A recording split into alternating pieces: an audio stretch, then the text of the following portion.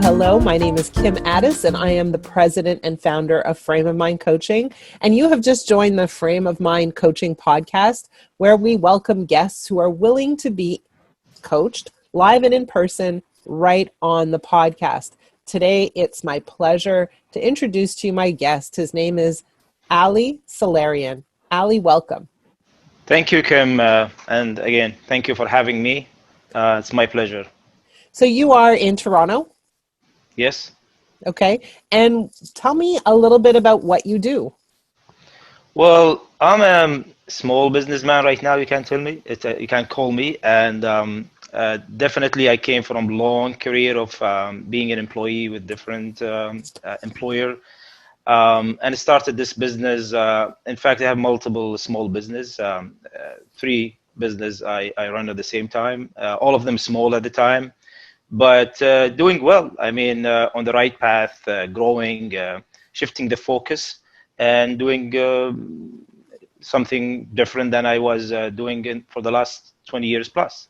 What were you doing for the last 20 years plus?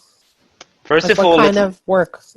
Yeah, first of all, let me just clarify that I'm a landed immigrant 11 years ago. So I landed here in 2008 and 9. I came from Dubai, and I was back in Dubai for 20 years doing I had 2 different career. The first 10 years of my life, I was a government employee in UAE, and then I moved to the banking. Starting from retail bank, and then I ended up with commercial and corporate investment banking as a AVP level in HSBC in Dubai. Okay. And what brought you to Canada? Well, many things. First of all, it's a future. It's Canada, well known as welcoming for all class of immigrants in the world with different backgrounds. In particular, family. I call it the number 1 family country. I didn't have a family at the time, but I was planning to have a family and kids and everything. Then I said it's the right time. Besides, I was having a plan to continue my studies. I had a master's degree at the time, but I said maybe I'll do an advanced master's degree or a PhD. Yes, doing a business as well. That was another reason to come to Canada. Yeah. Okay, so you were hoping to meet someone when you came. Yes, of course. And did that work out for you? Yes, I did. I got married a year later in 2010 Okay. with my wife, Marina, and we have a family, 2 kids, health and good, 9 and 7. Okay, amazing. Congratulations. Thank you. I love that story. I'm a little bit of a romantic. I like when people meet the right person and are happily together. Same thing here. Okay, so you came to Canada. You were thinking of doing an advanced degree. You're already quite educated, which is very interesting that you felt like you needed more. And you got here, and what happened when you got here? Did you get a job, or did you right away start a business? Well, I was planning things ahead of time. You don't believe it. With my background, finance, I put a cash flow for 3 years with the money I had to come here, and a plan before to land here. And on the top of that, before even to come, I studied the economy of Canada, like in details. I knew one thing. I knew Alberta is doing the best at the time. So I was planning even to settle in Alberta. I visited Calgary at the time of landing. But anyway, I had more friends here in Toronto, so I decided to stay in Mississauga. So everything is planned with me. When I came here, I knew there was going to be a challenge with employment. Although I work for a bank, it's a world local bank. It's everywhere. They shouldn't say no to hire me. And I was having that impression. But the challenge came into the picture, which later on I understand. I never got mad on them. They said Canadian experience. It's very simple. I was a senior level there, heading a team of 4 or 5 in top banking. When we say commercial corporate banking is the top, okay? And when I tried to approach the same bank here, they didn't turn me down. They said, we don't have that position. And you need, because it's a front line, it's a business line of the banking. So you need a Canadian experience. I said, what experience? They said, dealing with the environment, with the business. So later on, I'll tell you later on, I become to know what they mean by Canadian experience. Okay, so what I did for the first year, to be honest, I did not look for a job at all. So I opened a small company to import and export some electronics at the beginning. I remember Prime Project something at the time, and later on, because that company didn't do well, then I tried to look for a job in Canada here, which I submit my resume in, you can say, all banks, including HSBC I came from. And I got the job within a few months. Believe it or not, one interview, that's it, hired. Okay. But I dropped At a myself bank. at the bank. Yeah, I dropped myself 2, 3 levels. 2, 3 levels, easy. So, in other term, my super boss, I should be his boss. Okay, but I accepted that. But the good news, I got the commercial corporate banking. This is the field I want. I don't want to go to retail banking or sales or, Hmm. so because this is what I do, this is what I enjoy and I know. And I worked 3 years in that bank. It was a Toronto-based bank, and enjoyed that for 3 years. Again, I had that plan from day one, 3 years to have an experience on my resume as a Canadian experience, because any Canadian experience shouldn't be less than 3 years. And that quite was the plan. I said, listen, if in 3 years I see a progress in my career, like really a jump to close to back where I came from, I will continue, to be an employee in Canada. But I saw the other way around. So then I start to plan things accordingly. And I had, believe it or not, 3 years with the day, exactly with the day, anniversary. That was my day I quit from the bank. And so you quit from the bank. Were they upset or were they surprised? No, I mean, I was demanding a promotion. I was looking, to be honest, to move to other bank with better, like higher position. And again, the challenge is, they looked at me 3 years experience. They didn't look at the 10-year experience back in banking in Dubai, which I totally understand that. So I said, you know what? I can't change the history. I can't be, change that for the fact I didn't work in this market. So the Hmm. best thing is really to look for something. Then while I was in banking, I was starting doing putting some plans into place. And believe it or not, the moment I quit from the bank, I was right into my first business. It was a real estate brokerage. I was a minority shareholder with a bunch of friends, like 4 or 5 of them in Mississauga. And that the most important thing, there was no gap. Okay, Hmm. and there was an income already there, although the income dropped a little bit, but was a challenge for a year or two, to be honest, And year or did two. you join a franchise or did you create your own brand? Well, it is franchise right now. The brokerage I had a partnership in, but it was no, it was a no franchise brokerage. It was Hmm. yeah. Okay, so how long ago did you quit your job and then start your brokerage at the time? How long ago was that? That was in 2014. 2014. Okay, so now we're in 2020, 6 years later. You've started a couple of businesses. So, what would you say is your current most pressing challenge? Well, the biggest challenge was what just I mentioned, was really, really big challenge, because imagine yourself 20 plus years having that paycheck, okay, and a nice paycheck back there, okay. Then out of sudden you are on your own. Like imagine you are a passenger in a ship, Hmm. a passenger. You are not the captain, right? And out of sudden they give you a ship. You have to lead it. You are the captain now. Okay, I know I've seen the captain what the captain is doing, but it's really hard to do it correctly without any mistake. So yes, the first 2 years was a cash flow challenge, but here is the thing: you have to have a gas in the tank. You can jump into from a place to place without having some saving, sort of saving, Hmm. because you have to keep in mind 6 months to 1 year at least your cash flow, especially doing self-employed or a business, it won't be that strong. I mean, most of the time, some people I've seen, they jumped into the business from day one, they had really strong cash flow. I mean, Right. it happens rarely, but in my situation was in the other way. So I was a real estate agent. I was having a brokerage at the same time. And then after less than a year, I quit that brokerage. I sold my shares and I opened up a new brokerage, which is right now called PPS Realty. And the second challenge is, in my opinion, when you start up something, you have to start up a new idea. Like the idea of copy paste. I know the brokerage is not just something a new invention. There are too many brokerages, but Right. starting something new idea. That's what I see it as success, a key success here. Yeah.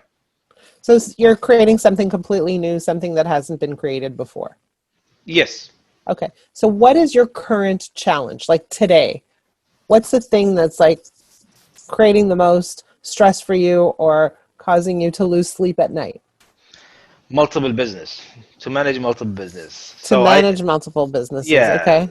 So I didn't continue to say later on. I got into the real estate technology, which is again it's real estate, but it's like a software, appointment system, accounting system to do with real estate. And I got into this being was a plan from day one because I came from investment banking. So when you start a company, a tech company, you grow that company, you sell it multiple. That was the idea. So from the day first when I opened the brokerage, it wasn't just an open a brokerage with a new concept and sell houses. It was all about to learn about the operation from A to Z and find out if there is anything need to be improved or automated. Okay, this is what they say in the tech world, Uberizing things or Amazonizing thing. Okay, so believe it or not, till today in my brokerage, I do everything, not because I'm trying to save money, trying to understand the concept, everything A to Z. So I started a tech company to do real estate, and that was 2 to 3 years ago, 2 years you can say. We're having challenge with being new into this. I'm not a technology person at all. I mean, I don't have that background, but I know a little bit about technology. But dealing with the technology and tech people is quite challenging. They're different world, okay? And then I got into a new business. This was with the pandemic. So sitting at home, being on quarantine for 2 months, doing nothing. Okay, no real estate, nothing. Right. And then I said, how can I help the environment, help the society, help the Canadian. First thing came to my mind is the PPE. Okay, and most of people when they talk about the PPE comes to them the mask, Yeah. mass production. I have done a deep study on the mass production, so I find my prediction was, thanks God's correct, is going to be oversupply. A lot of people are going to get into this, and the barriers to get into this business is not that difficult. So means the supply is going to be big in the market, which I think by now we have at least 5 or 6 factory in Canada, and one of them is one of my client now. He just bringing a new factory to Canada to produce a mask. So I moved into hand sanitizer. I moved to gloves. I moved to hand wipes. So I found hand wipes is way better than the other two because I found out problem in the hand sanitizer with a lot of recall and problem, and many of the other business they got into hand sanitizer. It was really easy to do the hand sanitizing packing business, but the hand wipes, I was so surprised. There's no one is manufacturing in Canada. Mostly comes from US or from out of the country. And as a typical banker, I put a cash flow, I project 3 years, and I go stress the scenarios. So this is what this Excel sheet talks to me. I talk to the Excel sheet, then I come with the conclusion. So was Right. it good? We started the business in somewhere in was April, May, Okay. the can webs, yeah. Okay. And you're manufacturing now or you're about to manufacture? Yeah, so the idea is first of all was right into the manufacturing, but I draw back a little bit because I talked to my banker peer colleagues, okay, and I submitted to the bankers, including BDC, friendly, not the official submission. I got a couple of pieces of advice. One of the advice they said, Ali, if you have a cash flow, that would be great. Then I said, you meaning I have to trade? He said, yes. Try to have your own brand, import, distribute for a while. I mean, while not that big while, like a year or so, then start your bring your lines and start to manufacture. So I have all information and data for everything is ready. Even the suppliers, I'm talking to them. I have everything ready. I'm just waiting for Okay. the first step to So yeah. you have three businesses. You have a real estate brokerage. you have a software company for real estate, and now you are building a wipes manufacturing company. It's funny, huh? Yeah. So I'll tell Lots of you. different things happening. So I Yeah. still need to understand, what's your greatest challenge? Is it you don't have enough time? Is it that these things are so vastly different from one another and you don't have expertise in these areas? Is it money? What's the challenge? Combination of what all you mentioned, to be honest. Okay, time is the time. We have, as a human, we have limited time. We have 24/7. Forget about one quarter of 24/7. We have to sleep, right? The other the 8 hours, you have a family. So Right, I work on average. I don't work 8 hours, to be honest. I work 10 to 12, which is right. unfair, to be honest. That's not going to stay for long. That's not sustainable, and I know that. And I have a family, right? That's a big Yeah. challenge, right? But thanks for God, I have a good family. They are cooperating with me. They understand. But I feel bad for the young kids over there, which I try my best. That's why even before pandemic to start, I try to bring everything to work from home, because Yeah. in our real estate business, we don't need to be on the office. I mean, I have an office in Woodbridge. I Right. don't go, right? Uh, The reason to be close to my family, at least. Yes. So what you're really saying is that you have a lot on your plate. You're juggling a lot of different balls, and you're spending a lot of time working, and the challenge is how to make it all succeed. Is that the challenge? Yeah, that is the main challenge. But sometimes, with the pandemic started, to be honest, every other business beside anything related to the pandemic and anything goes along with the pandemic, like medical business, anything to do with the medical field, or PPEs, or even groceries. They are on high demand. Um, those sectors are on the growth and rise. The others Yes. are really slowing down. I mean, no matter who say what's happening in real estate market, what I call what's happening right now, that's a different topic to talk about. I call it a toilet paper rush. We are in a toilet paper rush term. That's my analogy. Okay. Okay. So here's what I see is you're a guy who's very analytical. You do your homework. You do the math. You create your spreadsheets to understand what the market is like and where the market is going. And so you're a bit of a predictor. You can tell in advance what's going to happen and how it's going to happen in advance, correct? 100%. Okay, so there are a few thoughts that I have as I listen to you. It's very interesting, actually, to have this conversation and really try to nail down your greatest challenge. Because even as we talk, you're running in different directions, right? See, I'm And drinking so, it. right? That's my And nature.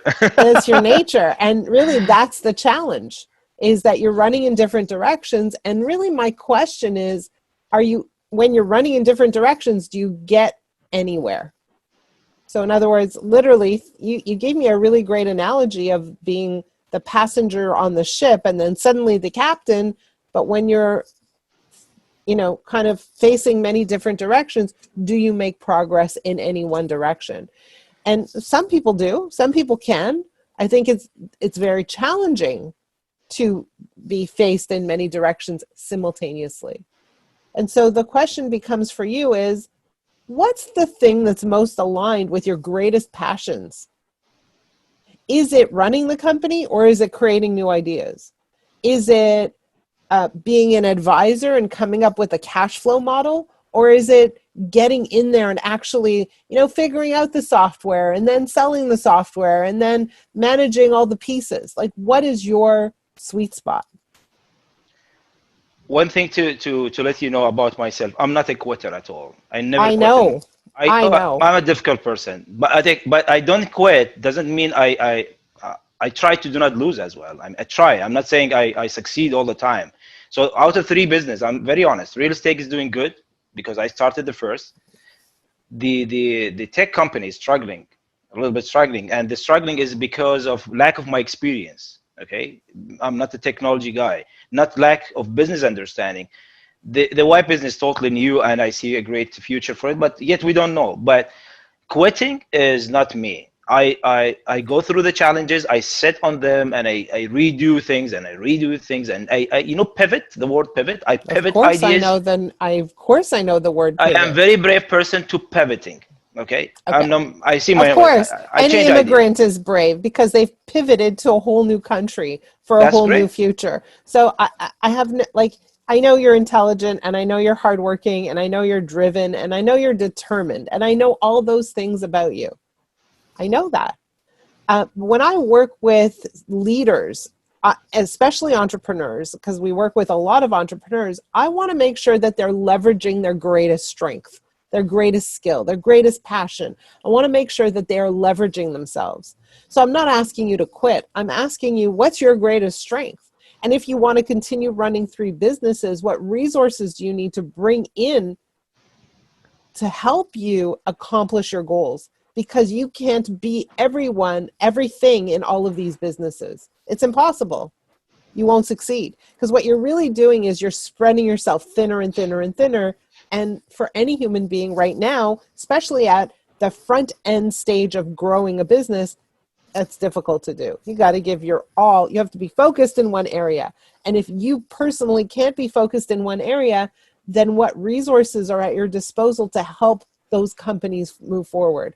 So again, it's a funny conversation because I'm still trying to really identify your challenge. But it seems to me like one of the challenges you have is that you want to be the guy who does everything. You got it, but I'll put it in a nice context. Okay, so here's the thing. You know the perfection? I'm that guy. I know. I know I like things perfect, okay? And I things and I I'm the guy who take off my sleeve and I work myself. Okay? I'm I not the guy understand. yeah, so I don't say I'm the boss, you do the job for me because then I cannot complain because if somebody does I the job, understand. yeah. But here it is. Like, if you're going to be the guy who grows massive companies, right? Like Richard Branson and all the people you admire, if you're going to be the guy, you have to learn to leverage the skills of others. You have to, because you cannot grow a business by yourself. 100%. You can't grow a business by yourself. You can't grow 3 by yourself either.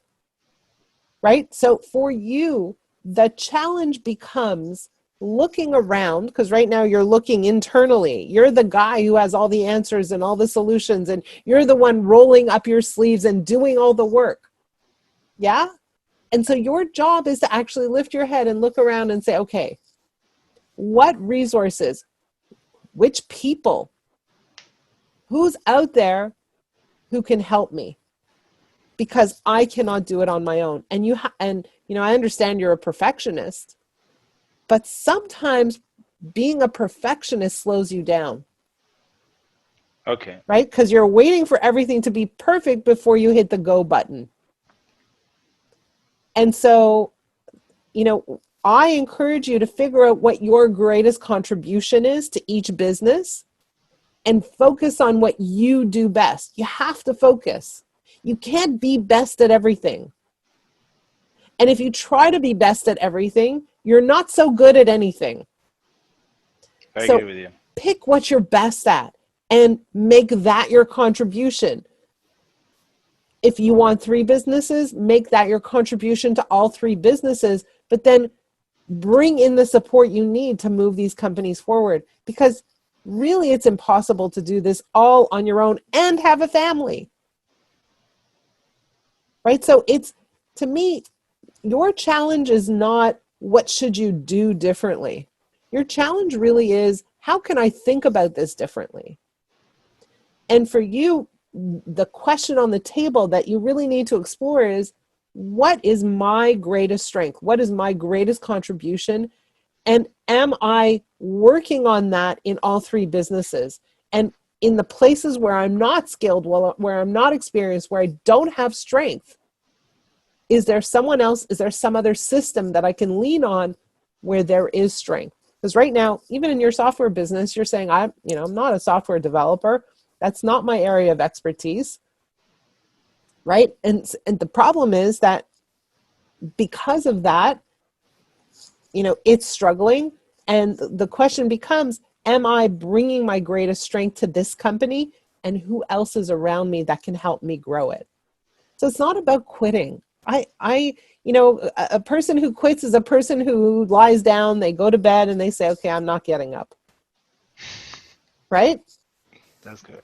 But a person who succeeds also decides, am I leveraging my greatest strength? Am I spending time in places that are draining? And if I am, then I need to let those go. And so you have to make a little bit of an assessment and decide whether or not your value, your contribution is at its highest place in all three businesses. Or if you're spending a lot of time in areas that are not your passion, not your strength, not your interest. And figure out, if I'm spending all this time and it's not my strength, can I replace it or can I let it go? Does that make sense to you? I love your advice and coaching, and you are an echo of myself sometime. Okay, I talk to myself sometime, but here is the thing: little secret. Little secret. A family is like a small company, by the way, but I it's know. non-profit organization. I have 5 kids. I have 5 kids. I know. Oh, God bless them. So non-profit organization, it's a business. So being married in 2010, I got into this a business of family. And as a perfect man, perfection, that challenge was there. Believe me, I'm the guy, if my shoe next to the door is not, let's put it this, it's not put parked in the right way, I can't sleep at night. I'm not kidding. I could go over that. You said something very nice. I said to my spouse, she's a great woman. One of the, I call her, if there are angels on the planet, one of them is my wife is one of the human angel. Okay. She's not here right now, but I'm saying, I hope she sees this. I said, you know what? I'm good in some things. Believe it or not. I said, leave the laundry for me. Leave the cleaning for me. Okay. Okay. Leave me work hard out there. I don't mind you work. Okay. But I'm really good at making money. Okay. Then do what you think good you are at. You want to cook. You want to take care of the kids. But cleaning was most of the men on this planet. They see it, with all respect to the woman, they say it is not their job. Their mom's job, sister's job. I said, that's my number one. Till today, I'm 46. I do my laundry. I press my. I said, I'm good at that. Okay. But what I'm trying to say, for my 3 business I have, believe me, they're baby business. Like the real estate I have is year number 4. And I'm looking forward to find those people to leverage their skills. But yet I did not come through. Real estate, yeah, it's maturing. Like the IT, to be honest, I wasn't the wrong partner, and he was the expertise of real estate. He was a business partner, but it happens sometimes you get with the wrong partner. The can wives, no partner yet. I'm good at raising money. I did raise hundreds of thousands of money for the businesses. Okay, I got a reputation in the community, but again, I'm waiting for that. I'm happy to hear from you. You're telling me something. It's echoing to me. Yeah. You're confirming that. But the problem is everything in you. But my marriage is now 10, 11 years, and I've gone through that. I don't want to give myself, they say, bad eye or something. I don't remember last time we had an argument. What? Fight or something. Okay, we're okay. So in your house, you surrounded yourself with an amazing team. And now your job is to surround yourself with an amazing team in these other businesses. But I want to ask you a real question before we close off this podcast. I have a real question. Do you love doing cleaning and laundry? Do you love it? Believe me. If you love it, then keep doing it. One thing about me, you said, what's your thing? I'm an idea creator. Ideas came, okay? Since I was in school. So when I have a problem, stress in a business, when I come with an idea, solve a problem, I go press. I go laundry, vacuuming, okay, cleaning dishes. Then my brain works. So there's a word for that. There's a concept for that. It's called the breakout principle. Let me explain to you how it works. When you take your body and do repetitive tasks, could be a walk, could be a shower, could be knitting, could be dishes, could be ironing, doesn't matter. You free up your brain to solve problems. And that's exactly what you're describing. It's called the breakout principle. Breakout. Thanks for telling me. I didn't know that, but this is what I see. My soul goes and calm down. I know some people, they go to the beach. Some people, they go outside. Some people drink. Some people meet people. in order to have that moment. But my moment when I clean, when I You believe want me, to come to my house? give me Just anything. joking. No, when even I go to the office or anywhere, I said, hey, if something to clean is mine, okay? That's my nature. Okay, Not shit. I'm doing it. I love it. I'm not doing it because amazing. I was forced. I was. This is. I was. It's not a joke. It's reality. We are a big family of 7, so all siblings are like 1 year apart, right? So we're going back to school, and imagine like 1 year apart. I have like one older and the rest younger than me. So we had a uniform back then. We were in a uniform to go to school. So sometime you need to press your uniform, okay? Believe it or not, my sibling, they were queuing, begging me to press for them, and they are ready to do anything for me because they don't know, they don't want to. So And what if you started a cleaning company? that's what can wipes about. It's cleaning. It's not Okay, going to there be you about go. wipes. It's going to be detergent. We're going to expand into all kinds of detergent. So that's why what I'm hitting, maybe I will end up a cleaning company guy, not a real estate or technology. So there is two school of thoughts. One school of thought is said, as you said, you just focus on one thing, don't jump around. Another school of thought said diversify, because sometimes you focus on one thing, you end up to the dead end, then you get disappointed. So diversify. So But this is what I'm trying to do. you wouldn't end up into the dead end because you're that focused. Like you have that stamina, you have that drive, you have that determination. And so I don't see that happening. But if your passion is cleaning, then I'm very excited for you about your I'll cleaning tell you one business. thing. You It's aligned. always they say men are not multiple tasks. I agree with that. I'm a different. I'm, they say women are good at multiple tasks. Right now I can do 5 different things, but Okay. I'm focusing with you. Okay, Okay, good. I'm so happy. I'm good at that so far. I'm 46 again. I don't know. Things change in the human life. We don't Yes. know. Okay, but Jack Ma, the founder of Alibaba. You know him, right? Yes. Alibaba. So he Yeah. said something very nice. He said, every 10 years, do something. Okay, the first 10 years after you graduate, you work in a company, get experience, you understand what you're doing. The second 10 years, you should start to do something yourself. So first 10 years gone, second 10 years now. So first 10 years I was a government, second 10 years I was banking. The third 10th year, he said, now you're growing, because the fourth 10 years you should sit, and money has to come to you, and you should retire and sit with your family. So my goal is hopefully by end of 40s or beginning of 50s, I'm done not Well, relaxing. I'm done of working hard, working myself, hopefully. yes.